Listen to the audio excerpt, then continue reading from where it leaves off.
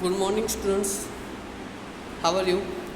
आज मैं chapter number 14 है उसका मैं एक दूसरा टॉपिक लेके आ रहा हूँ, ओके, जिसका नाम है non conventional energy, okay, otherwise non conventional sources of energy, okay. तो हमने पढ़ा हुआ है, इससे पहले के लेक्चर में मैंने आपको लाइव लेक्चर में मैंने आपको पढ़ाया था कि कन्वेंशनल एनर्जी किसको बोलेंगे। मतलब कि हमारे पास जो भी है एनर्जी, मतलब हम फॉसिल फ्यूल्स की मैंने बात की थी, बायोमास की बात की थी, थर्मल एनर्जी के बारे में बात की थी, वाइन एनर्जी के बारे में बात की थी, वो सब हमारे पास है जो हम यूज़ करते हैं डे टू डे लाइफ में, बहुत ही ज़्यादा यूज़ करते हैं। कोल की मैंने बात की थी, ओके, फर्स्ट लेक्चर में। तो यहाँ पर मैं जो दूसरा टॉपिक है हमारा, जो इस चैप्टर की, आप मानोगे नहीं कि इस चैप्टर का मोस्ट इम्पोर्टेंट थियरी है, जो है non conventional sources of energy. Non conventional sources of energy मैंने आपको एक पीपीटी भेजी, पीपीटी के रूप में एक भेजी हुई आपको ग्रुप पे सेंड कर दी है, उसमें से मैं समझा रहा हूँ क्योंकि आपको इजीली समझ में आए इसलिए, ओके। यहाँ पर देखो, ये बोर्ड की कोई ज़रूरत नहीं, यहाँ पर एनर्जी के टाइप दिए हुए, वो हम शायद आप मानोगे नहीं 7th स्टैंडर्ड से पढ़ के आ रहे हैं, सब ये पढ़ चुका है, हमने पढ़ा हुआ है, ऐसा नहीं कि हमारे लिए नया है, ओके। आप ओन वर्ड्स में भी लिख सकते हो, आपके लिए दिया हुआ है। देखो यहाँ पर दिया हुआ है कि सपोज को एनर्जी के रिगार्डिंग दिया हुआ है, with a technological progress our demand for energy increase day by day, our lifestyle are also changing, we use machine do more and our task, okay, our basic requirement are also increasing industrialisation and improve our living standards. मतलब हमारे energy day to day life में हमको energy की बहुत ज़्यादा ज़रूरत हो रही है।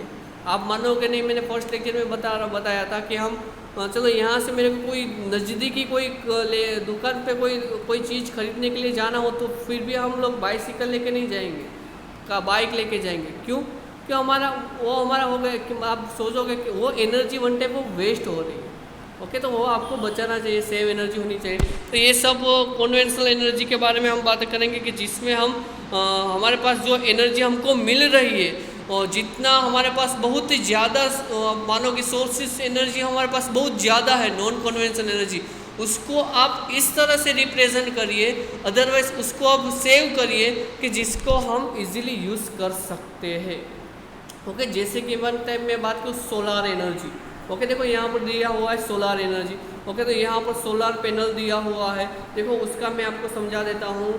देखो यहाँ पर दिया हुआ है सोलार एनर्जी, ओके। देखो यहाँ पर दिया सोलर एनर्जी, ओके। तो सोलर एनर्जी में क्या होता है कि सोलर मतलब सन एनर्जी हमको दे ही रहा है, ओके। वो तो हमारे पास बिल लेगा नहीं कि चलो भाई 5 रुपये देना पड़ेगा महीने का, अदरवाइज 10 रुपये महीने का देना पड़ेगा, वो तो कुछ होगा नहीं, वो तो हमको दे ही रहा है कि आप लो, मेरे में से एनर्जी लो, ओके। तो हम एनर्जी वो दे रहा है, तो हमको क्या करना पड़ेगा कि वो सेव करनी पड़ेगी।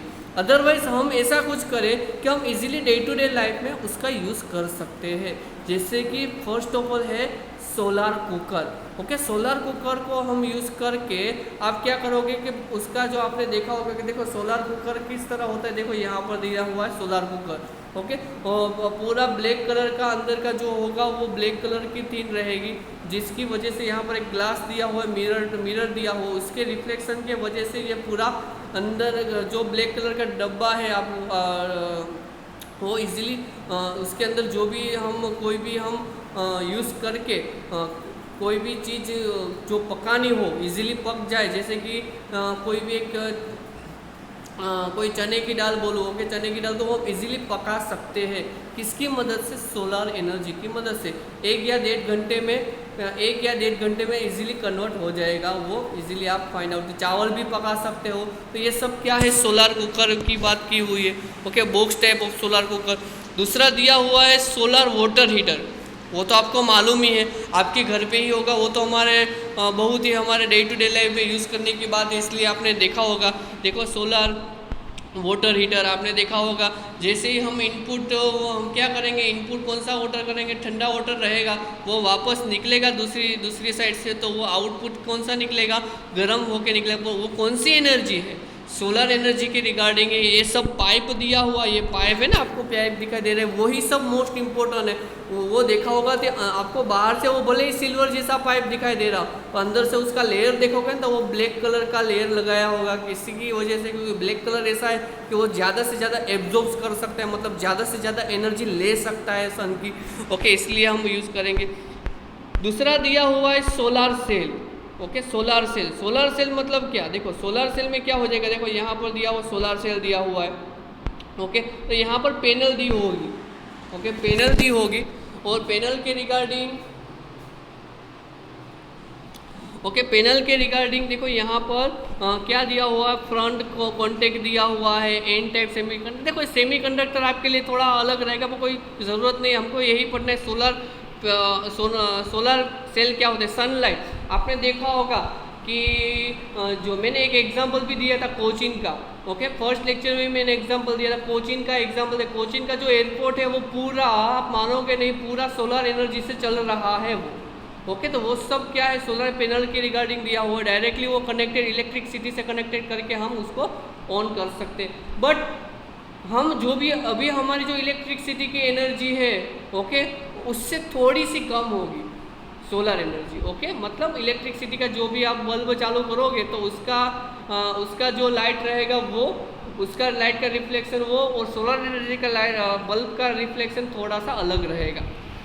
ओके, तो यहाँ पर दिया हुआ है एडवांटेजेस और डिसएडवांटेजेस भी दिया हुआ है। यहाँ पर दिया 0.5 वोल्ट से लेकर 1 वोल्ट तक फाइंड आउट कर सके। एडवांटेजेस क्या है कि हम easily renewable sources of energy है, उसमें कोई भी पोल्यूशन नहीं हो सकता है, नो पावर स्टे सप्लाई हो सकता है। पर डिसएडवांटेजेस क्या है मालूम है कि it is use by special grade of silicon which is expensive. मतलब सिलिकॉन, देखो ये भी पूछेगा, याद रखना, जो हार्ड पेपर निकलेगा तो ये भी पूछेगा कौन सी पैनल से यूज़ होती है, तो याद रखना silicon.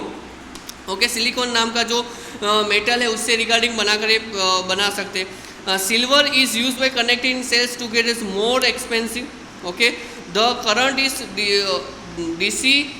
DC and no convert to AC increase by cost. मतलब आप देख सकते हो कि the current produce is DC note to convert it AC increase by the cost. मतलब आप देख सकते हो DC में AC में कन्वर्ट कर लिए बहुत ही कॉस्टली होगा, मतलब बहुत ही ज़्यादा खर्चा होगा।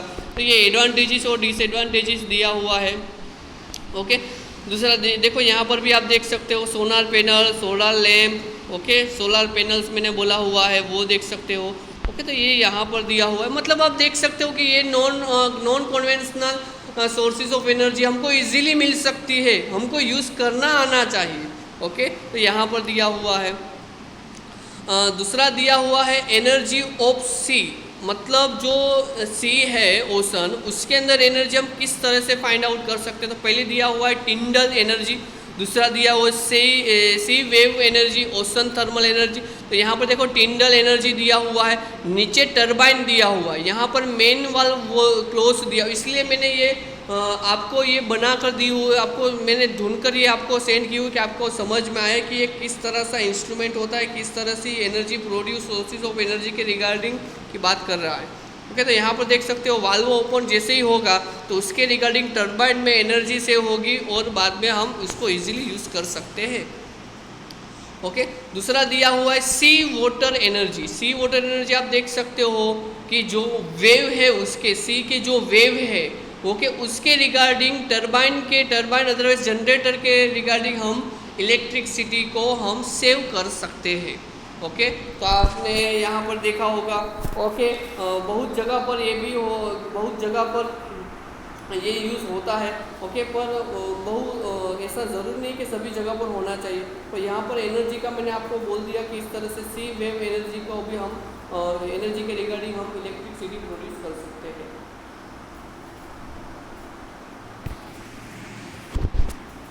दूसरा क्या दिया हुआ देखो, ओशन थर्मल एनर्जी, जो आगे की थियरी है वो, उसमें भी आपको दिखाई देगा। देखो 1000 मीटर, ओके 1000 मीटर 1 किलोमीटर अंदर cold water and transmission cable की वजह से हम उसको ओशन थर्मल एनर्जी भी प्रोड्यूस कर सकते हैं। देखो आपको यहाँ पर भी थियरी में दिया हुआ है, there is a temperature difference between the warm surface water, the cold water bottom of this ocean this difference is about the 20 degree Celsius warm surface water is use to boil liquid ammonia and vapor used and rotated turbines and generated produced by electricity। मैंने बोला ना कि turbine की तरह भी सभी में turbine तो यूज़ होना ही, तो ही वो सेव कर पाएगा। तो यहाँ पर ओशन थर्मल एनर्जी की बात की हुई है, ओके, टर्बाइन के रिगार्डिंग। दूसरा दिया हुआ है, ओके, ये मैंने सेव वेव एनर्जी की बात बोल दी। देखो यहाँ पर अभी टेक्स्ट बुक में भी इसी तरह से दिया हुआ है, तो इसलिए वो तो खाली वर्ड्स में दिया हुआ, मैंने आपको समझा दिया कि सोलर पैनल किस तरह से होती है। एनर्जी ऑफ सी की टिंडल एनर्जी मैंने आपको बात कर दी, वेव एनर्जी बात कर दी, ओशन थर्मल एनर्जी की बात कर दी, उसकी डायग्राम भी मैंने आपको दिखा दी है। ओके, तो ये सब क्या है, सोर्सेज ऑफ एनर्जी है। ओके, मतलब हमारे पास एनर्जी बहुत ज़्यादा है, मतलब सोलर एनर्जी, उसको आप यूज़ कैसे करें वो अपनी तरह के ऊपर है। आप इलेक्ट्रिसिटी भी प्रोड्यूस कर सकते हो, कोई भी आपको इलेक्ट्रिसिटी इजीली प्रोड्यूस कर सकते हो। ओके, किसी के घर पे एक सोलर कुकर भी हो सकता है।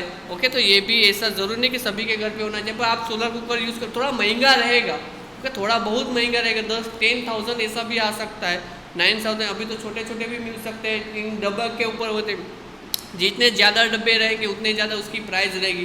तो आप सुबह दोपहर को 9 या 8 बजे, अदरवाइज 10 बजे आप ऊपर टेरेस के ऊपर रख दोगे वो चावल पकाने के लिए, हो तो 2 घंटे में, अदरवाइज 1 या 1.5 घंटे में इजीली वो कन्वर्ट हो जाएगा, मतलब वो बन जाएगा चावल। ओके, तो ये सभी राइस भी बन सकते हैं, मतलब ये हम यूज़ करना आना चाहिए, हमारे पास एनर्जी बहुत ज़्यादा है।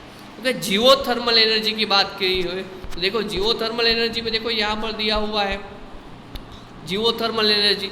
ओके, आप देख सकते हो कि देखो the different regions of the earth is crust very hot, मतलब अब नीचे की जो है लेयर वो एकदम हॉट रहेगी। This is by melts and rocks and forced by magma. The magma moves of the collected below the some places is called by hot spot. थोड़े से हॉट स्पॉट भी मतलब बहुत ज़्यादा गर्म भी रह सकते हैं। The underground water is contact to पू hot spot gets heated into steam in high pressure by drilling holes into the spot and ocean coming out from the used and rotated turbine and generated to produce electricity। आप देख सकते हो diagram में आपको समझाने की try की हुई है, नीचे से गर्म होगी इसीलिए टर्बाइन फरेगा, टर्बाइन के रिगार्डिंग हम इजीली इलेक्ट्रिसिटी प्रोड्यूस कर सकते हैं। देखो जियोथर्मल पावर प्लांट भी दिया हुआ है, आप देख सकते हो। ओके, वही यहाँ पर है पर थोड़ा सा अलग दिया हुआ है, अलग अलग। देखो नीचे का टेम्परेचर देखो 3000 केल्विन टेम्परेचर है, मतलब विचारो ये तो सही, सोचिए तो सही कितना ज़्यादा रहेगा टेम्परेचर। हमारे यहाँ पर तो 50 डिग्री 45 डिग्री होता है समर वेकेशन, फिर भी हमको कितनी गर्मी होती है, तो नीचे की डायरेक्शन में तो 3000 जितनी होती है। दूसरा दिया हुआ है न्यूक्लियर एनर्जी। न्यूक्लियर एनर्जी तो बहुत ही इम्पोर्टेंट, मतलब किसी की देश की आप बात करो, कोई भी कंट्री की बात करो, जिसके भी पास न्यूक्लियर पावर रहेगा वो सबसे ज़्यादा महासत्ता के कहलाएगा, अदरवाइज नहीं। ओके, हमारे पास भी न्यूक्लियर पावर है, अमेरिका के पास भी है, रूस के पास भी है, चाइना के पास भी है, पाकिस्तान के पास भी है। आप मानोगे नहीं कि सेकंड वर्ल्ड वॉर हुआ था तभी उसके पास, किसके पास, अमेरिका के पास वो न्यूक्लियर पावर थी। ओके, मतलब न्यूक्लियर बॉम्ब की जो होती है वो उसके पास सत्ता थी, इसलिए वो महासत्ता है। महासत्ता मतलब उसके पास सब कुछ है। ओके, वो ऐसा बोले कि चलो भाई गोल्ड के प्राइस कम हो जाने चाहिए, डिक्रीज होने तो वो डिक्रीज हो जाते हैं, मतलब आप मानोगे नहीं, उसके ऊपर ही सब डिपेंड, मतलब वो बहुत ज़्यादा आगे कंट्री है, बहुत। ओके, बहुत ही डेवलप्ड है इसलिए। ओके, हमारे यहाँ पर भी न्यूक्लियर पावर हमने 1999 अदरवाइज 1998 के अकॉर्डिंग हमने न्यूक्लियर टेस्ट किया था, वो सक्सेसफुल किया। 3 न्यूक्लियर टेस्ट किए थे। ओके, 3 न्यूक्लियर टेस्ट किए थे। ओके, आपने परमाणु मूवी देखा होगा तो उसमें आपको दिखाई दे रहा है। ओके, तो यहाँ पर दिखाई दे रहा है न्यूक्लियर फ्यूजन, तो वो भी दिए यहाँ पर भी इसी तरह से न्यूक्लियर फ्यूजन होना जरूरी है। Is a nuclear reaction which is a nuclear heavy atom, uranium, plutonium and etcetera. Okay, smaller the nuclear which release of a large, मतलब आप मानोगे नहीं, हम स्मॉलर से लार्ज तक कन्वर्ट करेंगे। मतलब देख सकते हो यहाँ पर स्लो न्यूट्रॉन दिया हुआ है, यूरेनियम 235 दिया हुआ है, फ्यूजन होगा, मतलब एक तरफ क्या होगा, फास्ट न्यूट्रॉन्स होगा, मतलब वन टाइप ऑफ देखोगे नहीं कि वो एटमॉस्फेयर में भी फैल सकता है। ओके, फ्यूज़न ऑफ प्रोडक्ट्स दिया हुआ है, आप देख सकते हो यहाँ पर भी। तो एक बड़े में से दोनों छोटों को कन्वर्ट कर दिया है। तो यहाँ पर भी न्यूक्लियर फ्यूज़न चेन रिएक्शन दिया हुआ है। न्यूक्लियर फ्यूज़न किस तरह से बन रहा है, देखो यहाँ से यह ना पूरा पूरा 1 बाय 1 बन रहा है। तो ये सब न्यूक्लियर के रिगार्डिंग है। ओके, न्यूक्लियर फ्यूज़न के रिगार्डिंग है। ओके, तो न्यूक्लियर फ्यूज़न, अभी न्यूक्लियर फ्यूज़न की मैं बात करता हूँ। न्यूक्लियर फ्यूज़न में क्या होता है, चलो भाई, प्रोटॉन न्यूट्रॉन को मैं